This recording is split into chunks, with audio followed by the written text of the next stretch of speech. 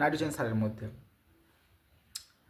সূর্যের প্রায় 70% মানে 70% গঠিত হয় কোথা দিয়ে? হাইড্রোজেন দিয়ে। ঠিক আছে, সূর্যের প্রায় 70% অংশ গঠিত হয় কোথা দিয়ে? হাইড্রোজেন দিয়ে।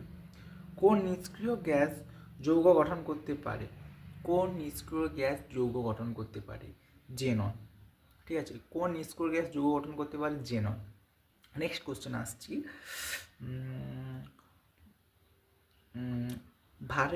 ভার্মি কম্পোস্ট কি? এটা একটা সারের কোশ্চেন। ঠিক আছে, ভার্মি কম্পোস্ট কি? এক ধরনের জৈব সার। ঠিক আছে, মনে রাখবো জৈব সার। এখানে সার থেকে আমি দুটো সার বললাম, যে কোন সারে নাইট্রোজেনের পরিমাণ সর্বোচ্চ বেশি, সেটা হচ্ছে ইউরিয়া বললাম।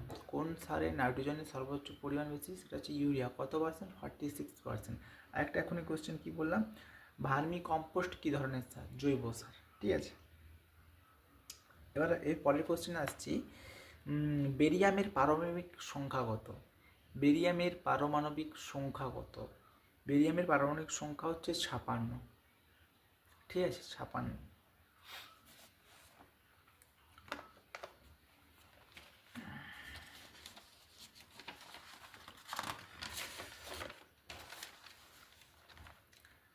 প্যানজেনম, ঠিক আছে, এই কথাটার সাথে অনেকেই পরিচিত, যে প্যানজেনম কথাটা কি মনে আসতে পারে।